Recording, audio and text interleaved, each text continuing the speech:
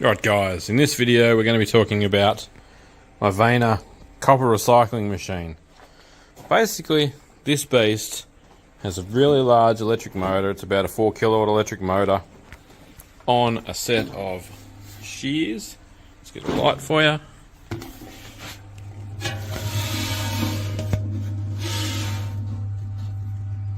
So they are down in there, there's a screen plate, and there is a screen, and there is 3 blades that spin on a belt driven system in there.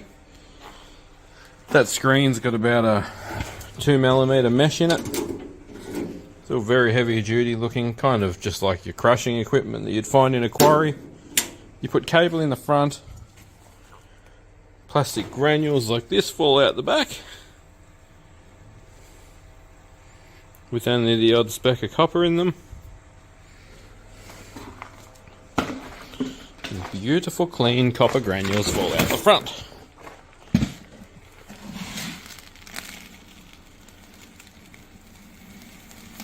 And I sell them to a bearing manufacturing facility. So they weigh an absolute ton, and the secret to this machine is an air sorting table. How an air sorting table works is it's on an incline facing towards me uphill here. It has a shuffling motion. It's a VFD drive, as you can hear by the frequency generation. See how that's just got a bit of a shuffle to it. Got a big vibrator motor in there, just like concrete batching equipment. I throw a few magnets in there just to see if there's any steel in anything that I'm doing. So we've got to make sure we catch that. This is just a really fine stainless steel screen, and air blows up through it. So I'll try and that's the airflow one, and that's the shaker table.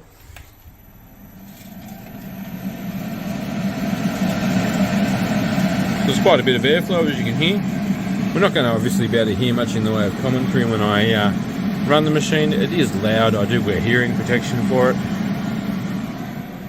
Up here we've got our start stop for our main motor. I'll show you that real quick.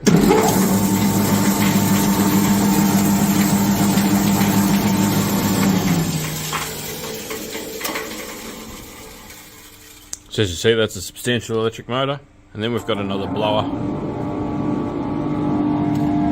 So it's got a exhaust port there which comes out the side. I run it up into this Carbotech dust extractor that's made for wood chips and things like that. All the real fine dust ends up in that bag for me and out of the air. I don't have to deal with it then. It's captured, so I can go for waste removal. And I also have this just roughly done junction up to the machine. And when you're doing dust decay, where you get quite a bit of dust waft right out the front, so when this is flowing nice and fast, you get quite a lot of suction up there as well as straight through the junction. There's a fan in there pushing down that hose through there, and it's also sucking at the same time, so you kind of get a Venturi effect, so you don't lose suction. That's basically how it works. It was about somewhere between 9,000 and 11,000 landed, depending on what you have to pay. I paid a heap of extra port fees and stuff because I couldn't get it picked up straight away. You pay stamp duty, GST, blah blah blah on the import. Company is super easy to deal with. There's a few different companies over there that you can deal with. But yeah, that's them. That's Xi'an. They let you pick the colour. I picked orange and black, which looks pretty cool. It came with a 15 amp plug on it. Technically that's probably not big enough for its at load usage. When it's at load, I've seen as high as 4,600 watts. So yeah, technically 3,600 is all you'll be normally getting out of a normal 15 amp receptacle. obviously different for different countries and things like that. Yeah, so you can feed decent chunks of cable in there. I just normally chop it up and fill this barrel up, and when the barrel's full next to it, I go for it and feed it in there. I've got a bunch of stuff in the wheelbarrow that we'll throw through it tonight. So there'll be a section in the center of this video that you can skip through, and then I'll talk about some more stuff at the end.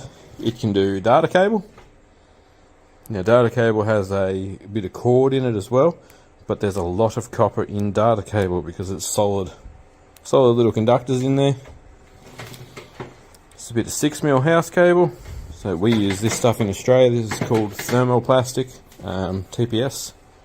So you've got 2 conductors and an earth, 1.5 TPS. We get heaps of this stuff. This is just like electrician offcuts. Stuff like this, which is I think 16mm, 10 or 16, I can't remember.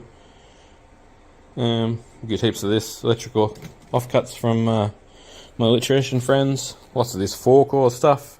They use this for heat pumps. It gives you normal wiring plus a signal wire, I believe. Earth cables.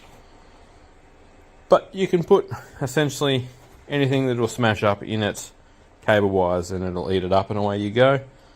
It's a pretty cool thing. I know my shed's a mess before anyone comments. It's just a bit of a dumping ground for me at the moment because I'm too busy to do anything. But let's fire it up. You're not going to be able to hear too much. I will try and help you out with explaining things, but I'll show you the startup procedure for this beast. So if you've got external suction, fire that up first. So we've got heaps of suction here, and it's sucking through the machine at the back of the table. It sucks up all that dust that bounces off when it first falls out of that chute. I'll show you how it falls out of the chute in a minute. We fire up extraction on the machine, fire up fan, fire up shaker table. Wait for those numbers to stabilise. Once those numbers have stabilised, your machine's at its running pace. Static like this, we're using about 1200 watts for shaker table, 2 blower fans and that extractor fan, and then we're going to sit at about 2.3 to 2.5 kilowatts with the actual crusher running. So we'll get the crusher running, I'll throw some cable in there and we'll show you how it works.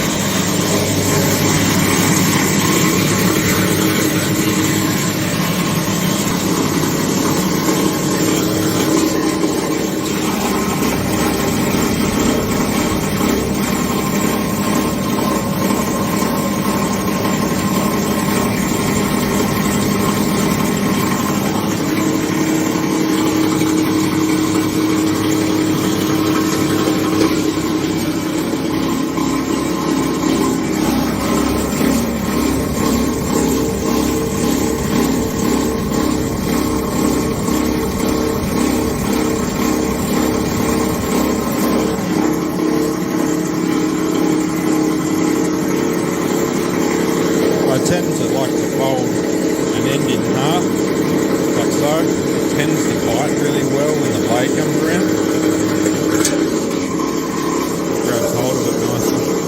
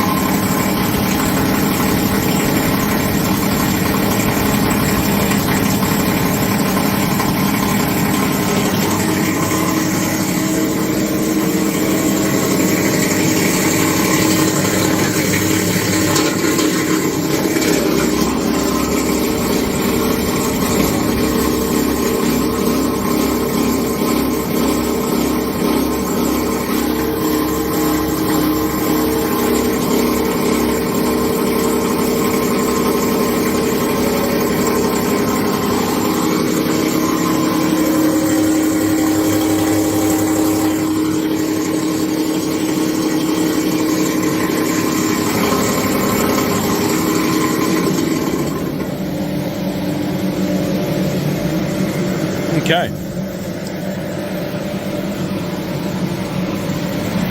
So as you can see, the form factor of your cable matters. I tend to cut it up in loops so that you can throw half bent pieces in there. It's easy with two hands. Obviously you can give them a quick bend as you throw them in.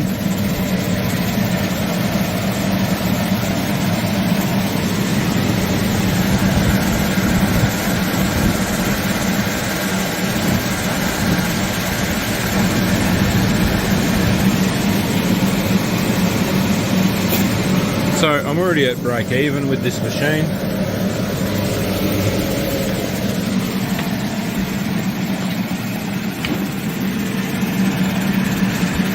And I've had absolutely nothing go wrong with it. I haven't changed the blades, I haven't changed the screen. It just munches. Like so. So yeah, I'd recommend buying one of these if you have access to lots of cable.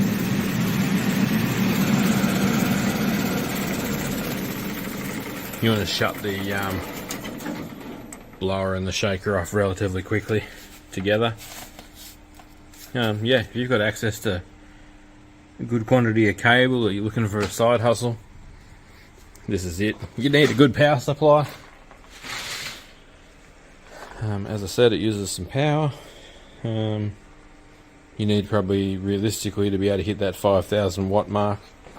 I can do 5,000 watts up in the shed here with my furnace, 5,500 actually, plus some lights. So yeah, if you've got any questions on this machine or just copper recycling in general, let me know. Yeah, they're pretty solid, pretty robust.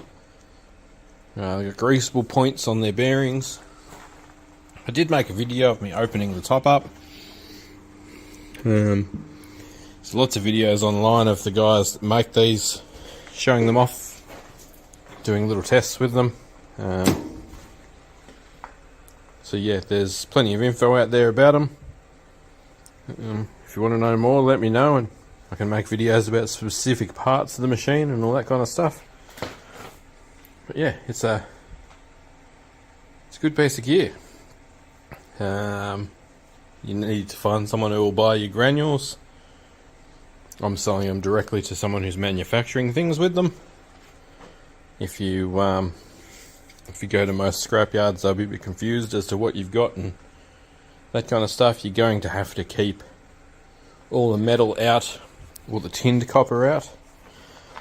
And I find that you need to mix the real hairy wire in with the more chunky wire. So if you can get a good mixture of both as you're running it. I obviously had a big bundle of hair wire, and sometimes that'll bring the plastic with it up to the end of the chute. What I quite often do is run this out, turn the blower off, clear the table, and just throw this back in slowly while you're processing some more chunky cable like the stuff we've been running just then. As you see, that's beautiful, bright, clean copper cable. Throw a few magnets on your table, and yeah, you're laughing. You definitely need more filtration when you're running the network cable.